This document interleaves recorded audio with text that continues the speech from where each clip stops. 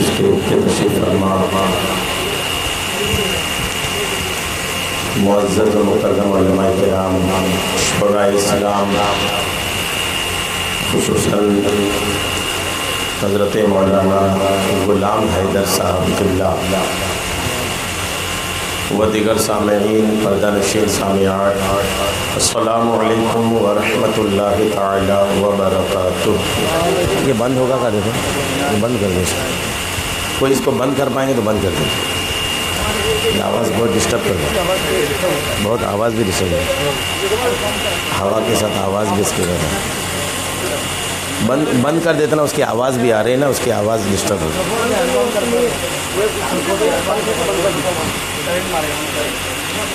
तवज्जो दीजिए, आप लोग इधर दीजिए, वो हो जाएगा इंशाअल्लाह। लकल हम्द या अल्लाह, अस्सलातु वस्सलामु अलैका या रसूल अल्लाह, अम्मा बअद। अऊज़ु बिल्लाहि मिनश शैतानिर रजीम, बिस्मिल्लाहिर रहमानिर रहीम। क़ाल अल्लाहु तबारक व तआला फ़ी शानि हबीबिहिल करीम, इन्नल्लाह व मलाइकतहु यस्वल्लूना अलन नबी या अय्युहल्लज़ीना आमनू सल्लू अलैहि व सल्लिमू तस्लीमा। सल्लल्लाहु अलैहि नबी उम्मी व आलिहि सल्लल्लाहु तआला अलैहि वसल्लम। सलातो व सलामन अलैका या हबीबी या करीमी या मुहसिनी या रसूल अल्लाह सल्लल्लाहु तआला अलैहि वसल्लम। सरकार दो आलम नूर मुजस्सम शाह आदम व बनी आदम नबी मुकर्रम नबी मुहतशम सल्लल्लाहु तआला अलैहि वसल्लम पर दुरूद व सलाम पढ़ने की बेशुमार फ़जीलतें कुरान व हदीस और बुज़ुर्गान दीन के अक़वाल व हिकायात में लिखी हैं। दुरूद पाक पर आपकी दिलचस्पी को बढ़ाने के लिए एक फ़जीलत आपके कानों तक पहुँचाने की सआदतें हासिल कर रहा हूँ। सारे बंद हो गए, सारे बंद हो गए। अच्छा, तो फिर ये भाग ना जाए गर्मी में, भागिएगा तो नहीं? बोले तो चालू चालू कर दें। मैं सोच रहा था कुछ आपको समझा पाऊँ आराम से, अब ये डिस्टर्ब कर रहा है, मैं शायद उतनी आसानी से नहीं समझा पाऊँगा। तकलीफ हो तो चला देने, तो आप नहीं रहिएगा तो हम लोग बोल के क्या करेंगे। जाइएगा नहीं, थोड़ी गर्मी है, इमाम हुसैन की करबला की गर्मी को याद करके कुछ देर बैठ लीजिए। प्यारे आका अलैहिस्सलात व तस्लीम पर दुरूद व सलाम करने की बेशुमार फ़जीलतें कुरान व हदीस में लिखी हैं। दुरूद पाक पर आपकी दिलचस्पी बढ़ाने के लिए एक फ़जीलत आपके कानों तक पहुँचाने की सआदतें हासिल कर रहा हूँ। ध्यान के साथ, तवज्जो के साथ सुनिए। एक बहुत मशहूर किताब है, आबिदीन, उलमाए किराम और जो इबादत का शौक़ रखते हैं, वज़ाइफ का शौक़ रखते हैं, वो लोग उस किताब को बहुत पढ़ते हैं। किताब का नाम है दलाइलुल खैरात। इसका जो राइटर है, इसका जो लिखने वाला है, उनका नाम है हज़रत सैयदना मुहम्मद बिन सुलेमान जज़ूली रहमतुल्लाहि तआला अलैह। ये किताब जो इन्होंने लिखा है ना, दुरूद पाक की फजीलत, दुरूद पाक के तरीके और दुरूद पाक की बरकतों पर यह किताब हजरत ने लिखा है। जब मोहम्मद बिन सुलेमान जज़ूली ने इन किताब को लिखा ही नहीं था, जब इस किताब की तसनीफ नहीं किया था, उन दिनों की बात है, ये तबलीग दीन के लिए, लोगों तक दीन का पैगाम पहुंचाने के लिए अपने इलाके से दूर कहीं तशरीफ ले गए। जब आप दूर कहीं गए, जाते जाते ऐसे इलाके में पहुंचे कि नमाज का वक्त आया, वजू आपको बनानी थी, लेकिन वहां पानी का इंतजाम नहीं था। पानी तलाशने लगे। कुछ देर पानी तलाशने के बाद हजरत को पानी मिला, लेकिन कैसा मिला? पानी जमीन में खुदे हुए कुआं में नीचे था, लेकिन पानी निकालने का कोई जरिया नहीं था, डोल रस्सी नहीं था। पानी है कुएं में, लेकिन निकालेंगे कैसे, इसका कोई जरिया नहीं था। कुएं के पास खड़े होकर अब सोचने लगे क्या किया जाए, किसको बुलाया जाए, क्या मंगवाया जाए कि पानी निकल आए। इतने में उस कुएं के पास एक घर था। उस घर के छत के ऊपर से एक बच्ची, एक लड़की देख रही थी। अगर मेरी आवाज़ बाहर जा रही है और मेरी इस्लामी बहनें सुन रही हैं तो तवज्जो से सुन लें। वो बच्ची देख रही थी कि कोई बाबा जान है और कुएं के पास खड़े होकर काफी देर से सोच रहे हैं। बच्ची ने देखा कि काफी देर से खड़े सोच रहे हैं तो आवाज लगाई, बाबा जान आप कौन हैं और इस कुएं के पास खड़े होकर क्या सोच रहे हैं? मोहम्मद बिन सुलेमान जजूली जो बुजुर्ग थे वो कहने लगे, मैं मोहम्मद बिन सुलेमान जजूली हूं। अब ये नाम जो था ना बड़ा मशहूर था, ये नाम बहुत मशहूर था। जैसे सरकार बाबू हुजूर का नाम इस इलाके में बहुत मशहूर है ना, बहुत मशहूर है। अब नाम मशहूर हो वो भी जानता है इस नाम को जो चेहरा नहीं देखा है, बहुत मशहूर नाम है। तो वैसे ही उस इलाके में मशहूर नाम था वो मोहम्मद बिन सुलेमान जजूली। लेकिन वो बच्ची पहली देखी ही नहीं थी उनको, नाम सुनी तो पहचान ली, हजरत आप हैं, आप मोहम्मद बिन सुलेमान जजूली हैं, आपके तो विलायत के डंके हैं, आपकी शोहरत है, आपको लोग यहाँ बड़ी इज्जत और बड़े वकार की निगाह से देखते हैं। लेकिन क्या कर रहे हैं आप यहाँ पर? कहने लगे, बेटी मैं यहाँ वजू बनाना है, पानी निकालने के लिए सोच रहा हूँ कि क्या करूँ। पानी तो है कुआं में लेकिन डोल लस्सी नहीं है, मैं यही सोच रहा हूं कि पानी निकले कैसे। जब वो बच्ची सुनी तो कहने लगी, अच्छा आप तो वली हैं, बुजुर्ग हैं, तकवा शियार हैं, परहेजगार हैं, लोगों में मशहूर हैं, लेकिन आप तो बिना डोल लस्सी के पानी भी नहीं निकाल पा रहे। नाम कुछ है, काम कुछ है, नाम तो बड़ा है लेकिन यहां से पानी नहीं निकाल पा रहे। इतना कहने के बाद वो लड़की उस कुएं के पास आई और आकर के कुएं में थूक दी। क्या की? थूक दी कुएं में। जब कुएं में थूकी तो उस बच्ची की थूक की बरकत से अब तक वो पानी जो कुएं के नीचे था, उनकी थूक की बरकत से पानी ऊपर आकर के जाम की तरह छलकने लगा। पानी ऊपर आ गया।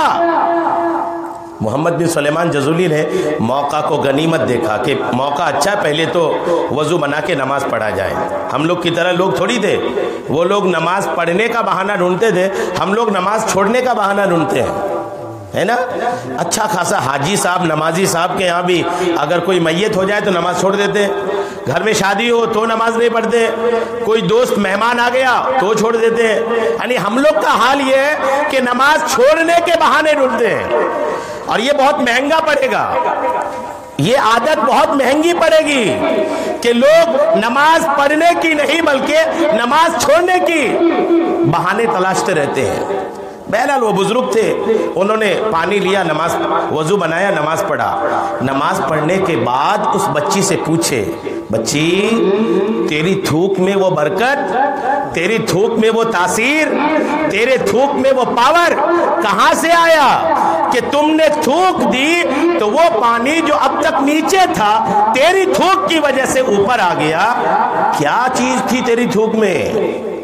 तो बच्ची क्या कही सुनिए और अपने घरों में ध्यान दीजिए कि आपकी बेटी ठंडी में भी पंखा क्यों चला रही है, ज्यादा ठंडी नहीं फिर भी लिहाफ ओढ़ के क्यों सो रही है, कहीं हेडफोन फोन में कान में लगा तो नहीं है। ध्यान दीजिएगा, सुनिए इसको।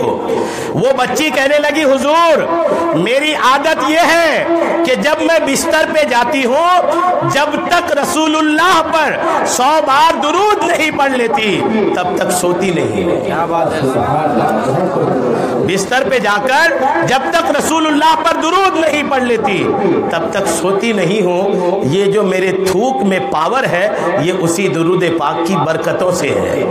अब सोते वक्त क्या करती है हमारी इस्लामी बहनें, सबको पता है। ये नींद नहीं आए तो मोबाइल देखेगी, सीरियल का एपिसोड छूट गया तो उसको देखेगी, अपना कोई नाटक है अगर पसंदीदा है उसको देखेगी, देख चुकी है तो रिपीट देखेगी। ये तो हाल है हमारी इस्लामी बहनों का। ये हम लोग को भी ध्यान देनी चाहिए कि देर रात हो गई है, बेटी सोई क्यों नहीं, बहन सोई क्यों नहीं। और मैं तो आपको मशवरा दूंगा कि रात को बाप को चाहिए कि मोबाइल जमा करके फिर बेटी को बोले बेटी जाओ कमरे में सो जाओ, मोबाइल जमा करा लें, मोबाइल जमा करा लें। घर का माहौल बनाइए कि रात को खाना खाने के बाद, इशा की नमाज के बाद मोबाइल बाप के पास जमा होगा, बाप नहीं है तो बड़ा भाई के पास जमा होगा, बड़ा भाई नहीं है तो माँ के पास जमा होगा, सारे मोबाइल एक जगह होंगे। बेटी तू अपने कमरे में सो जा, बेटा तू अपने कमरे में सो जा। रात को अगर आपने मोबाइल जमा करने की आदत बस बना लिए ना तो इंशाअल्लाह घर आपका महफूज रहेगा। मुआशरे में, समाज में जो शिकायतें आ रही है रब करम फरमाए उसमें कमी भी महसूस की जाएगी। जी लगाकर मोहब्बत से दुरूद पाक सुनाइए। अल्लाहुम्मा सल्ली अला सय्यदिना शफीअना हबीबना मौलाना मुहम्मदिन बारिक वसल्लिम सलातो व सलामन अलैका या हबीबी या करीमी या मुहसिनी या रसूल अल्लाह सल्लल्लाहु तआला अलैहि वसल्लम।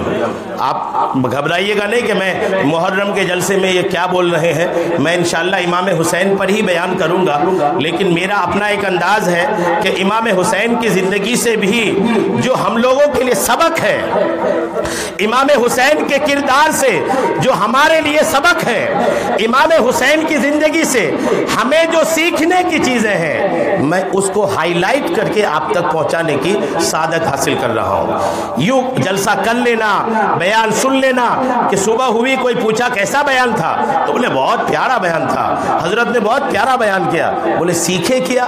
कुछ नहीं, सीखने समझ ही नहीं आया क्या सीखा, लेकिन बयान अच्छा था।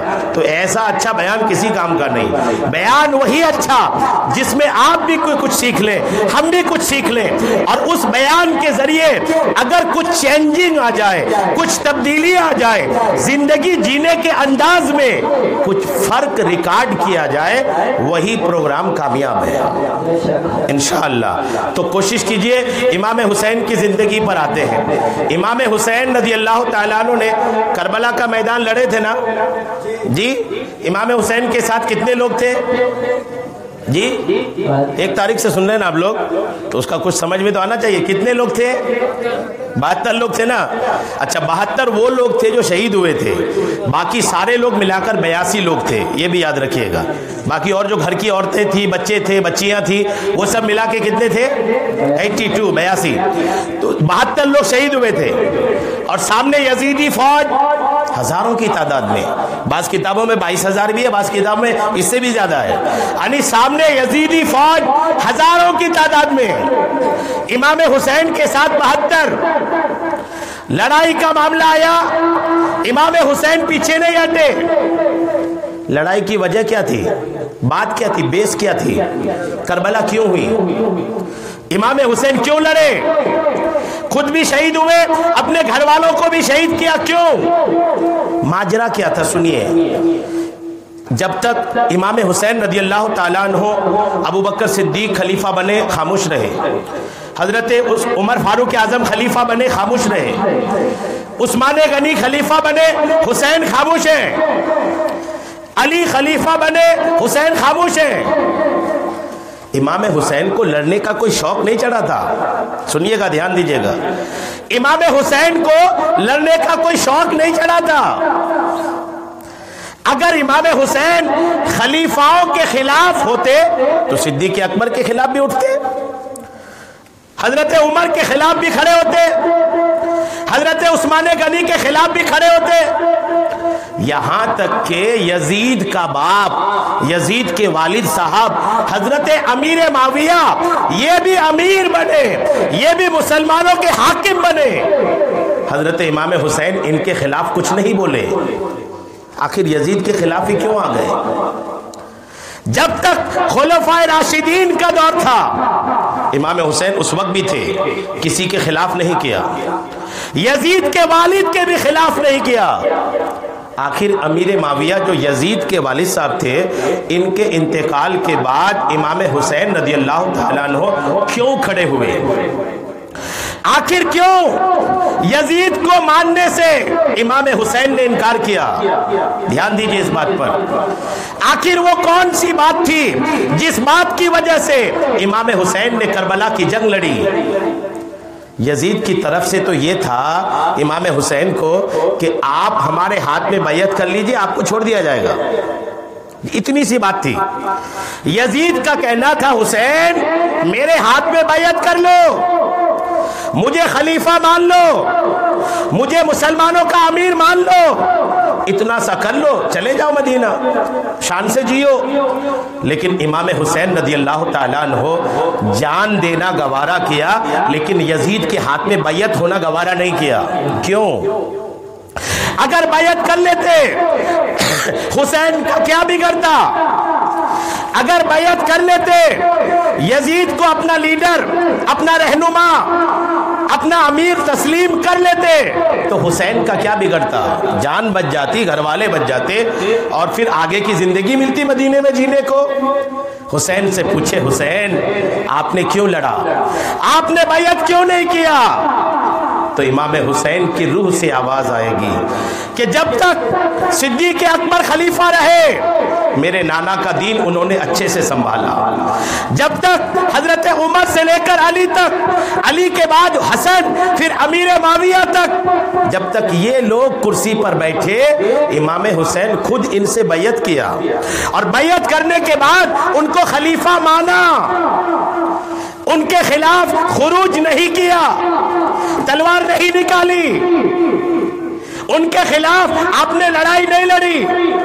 इमाम हुसैन कहते जब तक ये सारे लोग रहे तब तक मेरे नाना का दीन ठीक था, नाना के दीन को लोगों ने संभाल के रखा। लेकिन जब यजीद बैठने लगा, यजीद वो आदमी था जो शराबी था, जो जुआरी था, जो आशिक मिजाज था, जो शिकार करने वाला था, ज़िनाकार था, शिकारी का शौक रखता था, जुआरी था, हराम के रिश्तों को हलाल कहता था, सुअर के गोश्त को जायज कहता था, वो चीजें जो शरीयत ने हराम कर रखा है, यजीद उनको हलाल कहने की सोचता था और हलाल कहता था। सगी बहनों से शादी की इजाजत देता था, सगी फुप्पी से शादी की इजाजत देता था, शराब पीने की इजाजत देता था। अगर कोई कहता यजीद शराब क्यों पी रहे हो, शराब तो दीन अहमद में हराम है, तो वो कहता अगर दीन अहमद में हराम है तो दीन ईसवी के मुताबिक पी लो, लेकिन पियो। ऐसा बदबख्त था वो। इमाम हुसैन रदियल्लाहु ताला अन्हु को जब पता चला कि यजीद खलीफा, यजीद कुर्सी पे बैठा है, इमाम हुसैन को जब पता चला कि यजीद जैसा बदबख्त आदमी खिलाफत की कुर्सी पर बैठा है, और यजीद कैसा है इमाम हुसैन को यह भी पता था, लेकिन हुसैनी अंदाज देखिए, इमाम हुसैन रदियल्लाहु ताला अन्हु ने सीधे इनकार नहीं किया, बल्कि पहले एक कमेटी बनाई, एक मुशावरती कमेटी बनाई, और कुछ लोगों को भेजा यजीद के पास कि यजीद के पास जाओ, यजीद के घर में कुछ दिन रहो, उनके साथ उठो बैठो, यजीद की जिंदगी को पढ़ो, फिर आकर के मुझे रिपोर्ट करना। अगर यजीद की रिपोर्ट अच्छी होती है तो हम उसको मान लेंगे, अगर उसकी रिपोर्ट खराब होती है तो फिर नबी का नवासा गलत आदमी के हाथ में हाथ दे करके बैयत नहीं करेगा। जब रिपोर्ट आई तो वही आई जैसा यजीद था, खराब रिपोर्ट आई। इमाम हुसैन रदियल्लाहु ताला अन्हु ने मानने से इनकार कर दिया, और इनकार सिर्फ इस वजह से किया कि अगर इमाम हुसैन यजीद को मान लेते, यजीद का इकरार कर लेते, यजीद के हाथ में बैयत कर लेते, तो क़यामत तक के लिए दीन इस्लाम की तस्वीर ही बदल जाती है। क़यामत तक के लिए इस्लाम को वो यजीद बदल के रख देता, सारी हराम की भी चीज हलाल लोगों को नजर आने लगती, वो चीजें जो शरीयत ने मना किया है वो सारी चीजें लोगों को दुरुस्त समझने आने लगती। इसी वजह से इमाम हुसैन ने उनके हाथ में बैयत नहीं किया। और सुनिए, यजीद ने किस वजह से बैयत नहीं किया, यहाँ एक बात मैं और क्लियर कर दूं, शायद गर्मी का एहसास हो रहा है आप लोग को ना। इमाम हुसैन रदियल्लाहु ताला अन्हु ये बात मैं आपको क्लियर कर दूं। इमाम हुसैन रदियल्लाहु ताला अन्हु करबला के मैदान में आए, जंग लड़ी। क्या उस वक्त इमाम हुसैन रदियल्लाहु ताला अन्हु के लिए माहौल साजगार था? नहीं था ना। यजीद के ताल्लुक से मैं आपको अर्ज कर दूं, यजीद कलमा पढ़ने वाला था, कलमा पढ़ता था वो। यजीद कलमा गो था, एक सहाबी का बेटा था। फिर इमाम हुसैन उनके खिलाफ क्यों लड़े? हुसैनी किरदार क्या है सुनिए। कलमा पढ़ता था वो। और हद तो क्या है सुनेंगे, जब करबला के मैदान में, चूंकि करबला के मैदान में तो इमाम हुसैन 2 तारीख को ही पहुंच गए थे। कितनी तारीख को पहुंचे थे? 2 तारीख को। 2 तारीख को पहुंच गए थे और यजीदी फौज भी आ गई थी। 2 से लेकर के 10 को लड़ाई हुई, तो तकरीबन 7-8 दिन तो यूं ऐसे ही रह गए ना। तो ये 7-8 दिन में आजान भी होती थी मैदान करबला में, जमात के साथ नमाज भी होती थी। और कैसी नमाज होती थी कहूँ? आजान होती थी और इमाम हुसैन इमाम होते थे और आपके पीछे आपके लोग भी नमाज पढ़ते थे और यजीदी फौज भी आके नमाज पढ़ती थी। जी थोड़ा नोट कीजिए इस पॉइंट को। यजीदी भी आपके पीछे नमाज पढ़ रहे हैं। जैसे ही नमाज का वक्त हुआ, सारे लोग इमाम हुसैन के पीछे खड़े हो गए, नमाज हो रही है। और जैसे ही नमाज हो गई, यजीदी अपने खेमे में, हुसैनी अपने खेमे में। अब सवाल ये कि लड़े ऐसे लोगों से कैसे? जो लोग खुद इमाम हुसैन के पीछे नमाज पढ़ रहे हैं, यजीद की वो लश्कर जो इमाम हुसैन को नमाज जैसी इबादत में अपना इमाम बना रहे, और वो लोग भी नमाजी, उसमें बहुत सारे हाफिज कुरान भी थे। यजीदी फौज में बहुत सारे हाफिज कुरान थे, आलिम थे, बहुत सारे ऐसे मामला थे जो दुनियावी तौर पर कहा जाए तो एक मुसलमान के अंदर जो बातें होती है वो काफी बातें उनके अंदर थी। यजीद खुद कलमा का इनकार नहीं करता था। यजीद बुत परस्त नहीं था, यजीद मुशरिक नहीं था, कलमा पढ़ने वाला था वो। अब सवाल ये कि कलमा पढ़ने वाला था, फिर हुसैन ने उसके खिलाफ क्यों खड़ा हुए? किस वजह से? सुनिए मेरे नौजवानों, आप सुनो क्यों खड़े हुए। यजीद शराब पीता था। इमाम हुसैन यजीद के खिलाफ नहीं, यजीद के शराब पीने के अंदाज के खिलाफ है।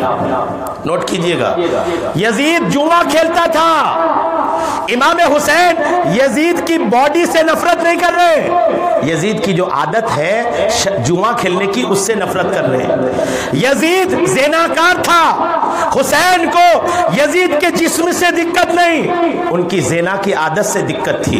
यजीद हराम खाता था, हुसैन को यजीद जो अब अमीर माविया का बेटा था उसके बेटे से दिक्कत नहीं। यजीद के उस शराब पीने की आदत, ज़िना की आदत, हराम खाने की आदत, जुआ खेलने की आदत और हराम चीज को हलाल करने की और हलाल चीज को हराम करने की आदत, और यजीद के अंदर यह आदत भी थी कि यजीद नमाज नहीं पढ़ता था, नमाजों का पाबंद नहीं था। यजीद की इस आदत से भी हुसैन को नफरत थी। अब आप गौर कीजिए, कलमा हम लोग भी पढ़ते हैं, कलमा हम लोग भी पढ़ते हैं, मुसलमान हम लोग भी हैं। अगर हम मुसलमानों में भी कोई कलमा पढ़ने के बाद शराब पीता है, हुसैन को उससे भी नफरत होगा। अगर कोई कलमा पढ़ने के बाद भी जुआ खेलता है, चाहे जुआ लॉटरी के नाम पर हो, चाहे जुआ मेले में लगने वाले चूड़ियों के नाम पर हो, चाहे जुआ किसी मोबाइल ऐप के जरिए से हो, किसी जरिए से हो, हर वो चीज जो जुआ के कैटेगरी में आता है, अगर कोई जुआ खेले तो हुसैन को उससे भी मोहब्बत नहीं है। अगर कोई कलमा तो पढ़े लेकिन नमाज नहीं पढ़ता हो, हुसैन को उससे भी दिक्कत है। अगर कोई कलमा तो पढ़ता है लेकिन ज़िना का आदी है, हुसैन को उससे भी तकलीफ है। तो आप अपनी जिंदगी में खुद को देखिए, हम में से हर कोई अपने अपने गिरेबान को झांक करके देखे, अपनी जिंदगी का हिसाब करें, अपने दिनों रात का हिसाब करें, अपने अमाल, अपने करतूत, हम क्या कर रहे हैं। हम में कोई जाने ना जाने, हम तो जानते हैं ना कि सुबह उठकर शाम तक मैंने क्या किया है। मैं 20 साल का हूं, इस 20 साल में कोई जाने ना जाने, मैं तो जानता हूं मैंने कितने काले करतूत किए हैं, मैंने कौन से गुनाह किए हैं। अगर कोई वो गुनाह जो यजीद के अंदर था अगर हम में से किसी के अंदर है, फिर हम चीख चीख के क्यों ना बोले कि हम हुसैनी है, वो बोलना चीख ही रह जाएगा, हकीकत से उसका कोई लेना देना नहीं होगा। अगर हम चाहते हैं कि हम इमाम हुसैन का सच्चा पक्का आशिक बने तो हमें वैसा बनना पड़ेगा जैसा हुसैन चाहते हैं। अब सवाल ये कि हुसैन कैसा चाहते हैं, मैं बताऊं हुसैन कैसा चाहते हैं। एक मुसलमान कैसा हो, एक मुसलमान को कैसा होना चाहिए, हुसैन क्या चाहते हैं। देखिए, जब मुहर्रम की 9 तारीख थी, कितनी तारीख थी? 9 तारीख थी। आज की रात की बात कर रहा हूं मैं, 9 तारीख के बाद जो रात आई, जब 9 तारीख थी, यजीदी फौज लड़ाई पे उतारू हो गया था। यजीदी फौज 7 दिन तक तो 2 जमे थे, तो वो कहने लगे नहीं अब नहीं मानने वाले हम लोग, अब तो लड़ाई होगी। 9 तारीख है, यजीदी फौज लड़ने को तैयार। इमाम हुसैन रज़ी अल्लाह ताला अन्हु ने अपने भाई अब्बास अलमदार, अब्बास का नाम सुनिए ना, जंग करबला में अब्बास बहुत मशहूर नाम है, अलमदार है ये। अलमदार मतलब जो जंग होती थी ना उसमें फौज की तरफ से एक झंडा उठाने वाला होता था। झंडा की बड़ी शान होती थी जंगों में, अगर एक झंडा गिर गया ना तो अगर हाथ भी कट गए तो झंडा कोई दूसरे हाथ से उठाते थे। किसी जंग में एक साहबी रसूल झंडा उठाए थे, उनका एक हाथ मुशरिकीन ने काट दिया, उन्होंने दूसरे हाथ से झंडा पकड़ा, उस हाथ को भी काट दिया, तो किताबों में कहा जाता है कि कटे हुए हाथों को मिलाकर झंडा को बुलंद करके रखा था। झंडे की बड़ी अहमियत है, बहुत अहमियत है, हम लोग अहमियत खो दिए। जैसे रबीउल अव्वल का चांद आता है जोश में, रबीउन नूर है, सरकार की आमद मरहबा लगा दिए पूरी गलियों में। और ईद मिलादुन नबी गई, अब किसी को उतारने की फुर्सत नहीं, अब वही झंडा सड़क पे गिर रहा है, गाड़ियां ऊपर से जा रही है। खुदा के वास्ते ऐसा ना होने दीजिएगा। जिस मोहब्बत से लगाते हैं उस मोहब्बत से ईद मिलादुन नबी के बाद उतार भी लीजिएगा। अपने घरों में है तो रखे रहिए, जो बाहर जो सड़कों में लगाते हैं आप उसको उतार ही लीजिएगा। गौर कीजिए, आप जिस झंडे को लगा रहे हैं उस झंडे में आपके नबी का गुंबद भी है, आपके नबी का नाम भी है। कुछ हो ना हो आपके नबी के गुंबद का कलर तो जरूर है। मैं बहुत से बुजुर्गों को पढ़ा जो हरी घास में चलते नहीं है, उनसे किसी ने पूछा हरे घास में चलते क्यों नहीं, तो उनका जवाब होता था इस घास में कैसे चलूं, इसका कलर मेरे नबी की गुंबद के कलर से मिलता है। और ये बुजुर्ग कौन है मैं आपको अर्ज करूं, आपके अबू बकर भाई जो काम कर रहे हैं ना दावत इस्लामी का, उस दावत इस्लामी के अमीर अहले सुन्नत हजरत मौलाना इलियास कादरी साहब किबला मद्दजिल्लहुल आली, वो शख्सियत का नाम है कि ये कभी भी किसी हरे कलर की घास पर अपना कदम नहीं रखा, सिर्फ इस वजह से कि इसका कलर गुंबद का कलर सेम है। मोहब्बत ऐसी होती है, मोहब्बत सिर्फ चेख चिल्लाने नारेबाजी करने का नाम नहीं होता। जुलूस में खूब नारे लगा लिए और झंडे उतारना भूल गए, वो मोहब्बत नहीं है। मोहब्बत तो ये होनी चाहिए, बिशरे हाफी को जानते हैं ना, एक कागज के टुकड़े की अदब की वजह से वली बन गए, जानते हैं ना। बहुत सारे ऐसे वली हैं जो किसी कागज के टुकड़े, वो टुकड़ा जिस पर अल्लाह और उसके रसूल का नाम लिखा है, उस कागज की ताजीम की वजह से अल्लाह तबारक तआला ने उनको वली बना दिया है। तो इमाम हुसैन रज़ी अल्लाह ताला अन्हु है। अब्बास अलमदार की बात आई थी ना, अब्बास को कहा कि अब्बास ये यजीदी फौज लड़ने को उतारू है, जरा इनको जाके कहो कि आज की रात की मोहलत दे दो। क्या दे दो, बोलिए ना। 12 बजे का वक्त क्रॉस कर गया है, नींद आप पर आ सकती है, इसलिए मैं आपसे भी बुलवा रहा हूँ, कुछ आप भी बोलिएगा ना तो नींद नहीं आएगी। इमाम हुसैन रज़ी अल्लाह ताला अन्हु ने अब्बास अलमदार से कहा यजीदी फौज से जाके बात करो कि आज नहीं लड़ाई होगी, कल लड़ाई होगी, आज नहीं लड़ेंगे और ये आखिरी दिन है, कल 10 तारीख है, 10 को लड़ना ही है। अब्बास अलमदार ने पूछा हुसैन से, भाई जब लड़ना ही है, कल भी लड़ना ही है, तो आज ही लड़ लेते हैं, शहादत तो मुकद्दर है, आज ही ले लेते हैं। तो हुसैन का जवाब सुनिए, आपकी मस्जिद खाली है, अगर दावत इस्लामी की मेहनत के बाद भी सुनहरी मस्जिद खाली हो ना, तो उस मस्जिद को फिर कोई नहीं भर सकता। जहां दावत इस्लामी फेल हो जाए वहां कोई कामयाब नहीं हो सकता। इनकी मेहनत को देखिए, ये अगर बुलाते हैं अबू बकर भाई तो इनके बुलाने पर लब्बैक कहिए, हजरत के बुलाने पर लब्बैक कहिए, मस्जिद को भरना सीखिए। इबादत और सजदा हुसैनी किरदार यही है। इमाम हुसैन कहते हैं, हजरत अब्बास ने जब पूछा कि आप कल भी लड़ना है, आज भी लड़ना है, फिर कल का इंतजार क्यों, आज ही लड़ लेते। तो इमाम हुसैन ने कहा, भाई दरअसल आज रात की मोहलत मैं इसलिए ले रहा हूँ कि कल सुबह होगी और कल लड़ाई शुरू होगी, कल तो आप भी शहीद हो जाइएगा, मैं भी शहीद हो जाऊँगा। ज़िंदगी की ये आखिरी रात है। अब इस रात के बाद कोई ऐसी रात नहीं मिलेगी जिसमें हम लोग अल्लाह की इबादत के मज़े ले पाएंगे। मेरे भाई, आज की रात की मोहलत ले लो। आज की रात हम सोएंगे नहीं, ना हम सोएंगे, ना घर वालों को सोने देंगे।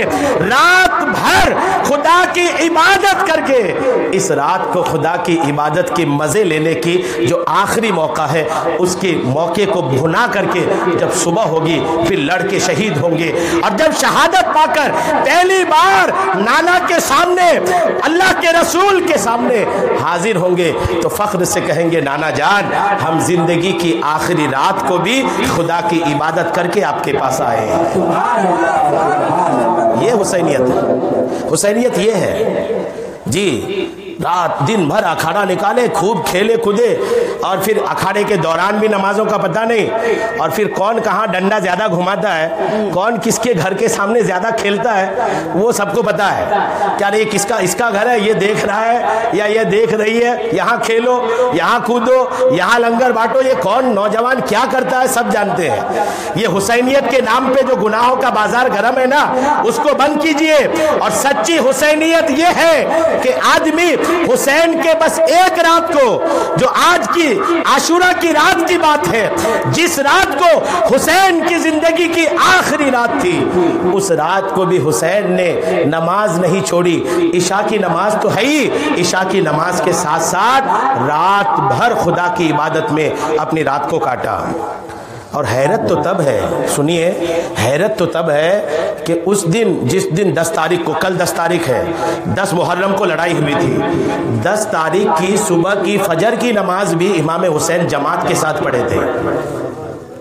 सुने आपने, 10 तारीख की फजर की नमाज जमात से। अगर हम लोगों के सामने मौत खड़ी हो, मौत क्या खड़ी हो, हल्की बुखार होती है तो नमाजी भी नमाज छोड़ देता है।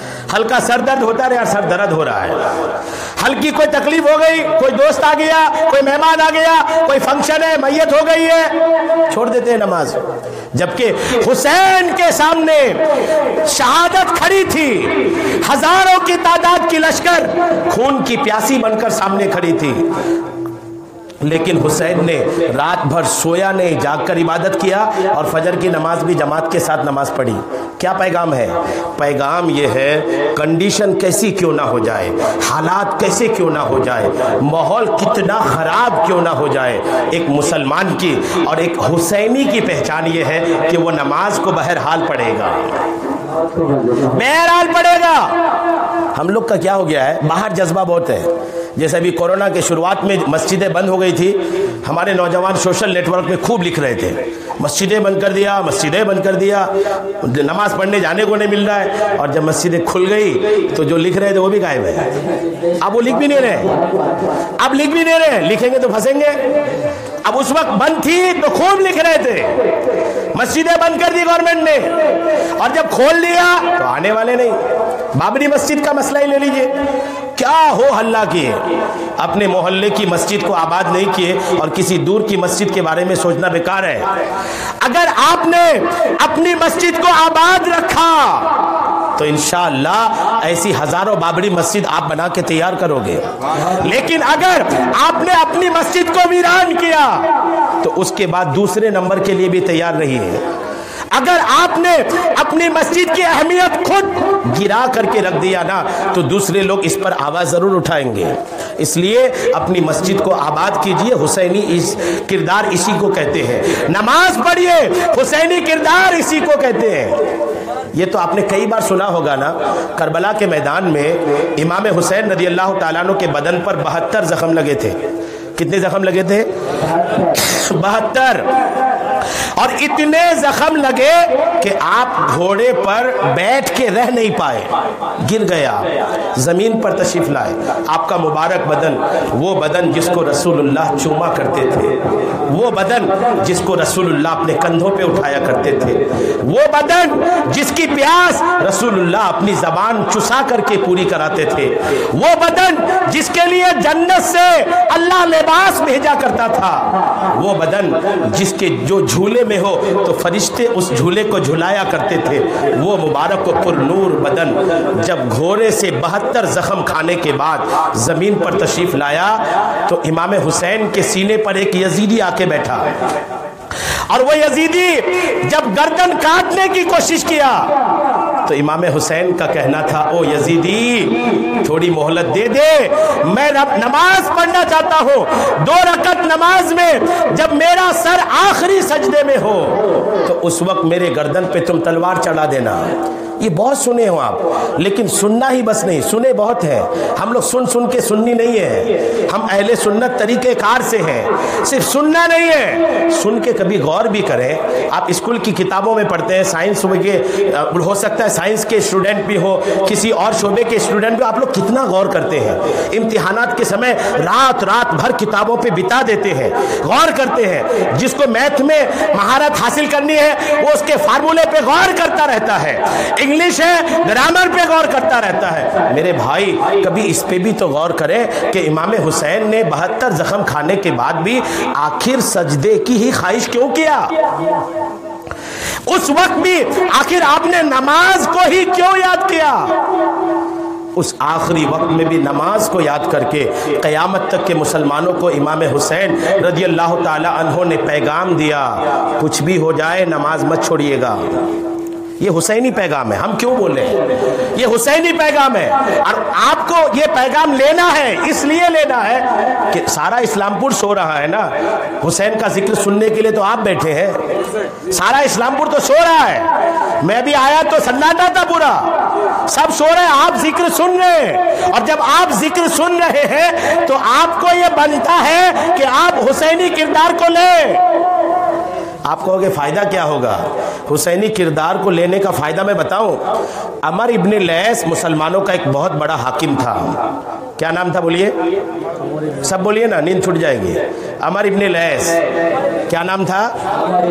बहुत बड़ा हाकिम था, मुसलमानों का था, बहुत सारी फौज थी इनकी। और एक बार इनके पास जब इनकी सारी फौज जमा हुई तो अपनी फौज को देख कर ये रोने लगे, फौज को देखकर रोने लगे। इनके सिपह सालार ने पूछा क्यों रो रहे हैं? उन्होंने कहा मुझे ये फौज देखकर ये याद आ रहा है, काश ये फौज मेरी उस वक्त होती जब मेरा हुसैन करबला गया था। जब आपकी बॉडी बने ना तो कभी इस बॉडी के बारे में ये भी सोचिएगा, काश मेरी ये जवानी करबला के मैदान में लुटने को होती तो मैं लुटा देता। ये मेरी ताकत, ये मेरी सेहत, ये मेरी तंदुरुस्ती। आप सोचिए तो सही, आप कहोगे सोचने से क्या सवाब मिलेगा, तो सुनिए। वो अमर इब्न लैस रोने लगे, रोने लगे। पूछा क्यों रो रहे? कहा इसलिए रो रहा हूँ, इतनी सारी लश्कर है मेरी, सोच रहा हूँ काश ये लश्कर मेरी उस वक्त होती जब इमाम हुसैन करबला गए थे, मैं ये सारी लश्कर हुसैन के कदमों पे कुर्बान कर देता, ये सारी फौज में कुर्बान कर देता और मैं भी कुर्बान हो जाता हुसैन के कदमों पे। इतना कहे वो दिन गुजरा, रात को जब सोए ना तो रसूलुल्लाह ख्वाब में तशरीफ लाए। कौन तशरीफ लाए? रसूलुल्लाह ख्वाब में तशरीफ लाए। और ख्वाब में तशरीफ लाकर अमर इब्न लैस से फरमाते हैं, ए अमर इब्न लैस, तुम्हारी ख्वाहिश अल्लाह ने कबूल कर लिया है। अगरचे तुमने लश्कर कुर्बान नहीं किया, लेकिन सच्चे दिल से तुमने जो तमन्ना का इजहार किया, उस इजहार तमन्ना से ही उतनी लश्कर हुसैन के कदमों पे कुर्बान करने का सवाब अल्लाह ने तेरे नामे अमाल में लिख दिया। तो ये भी तमन्ना कीजिए जी, आपके बेटा जवान हो जाए, बाप तमन्ना करे काश मेरा यह बेटा करबला के मैदान में होता, इनको मैं कुर्बान करा देता। इस चक्कर में मातम में ना पड़िएगा कि मातम करना है, नहीं, ये मातम वाला काम नहीं है, तमन्ना है, इजहार है, एक दिल का इरादा है। काश मेरी जवानी हुसैन के कदमों पे कुर्बान होने को होती तो मैं अपनी जवानी को हुसैन पर कुर्बान कर देता।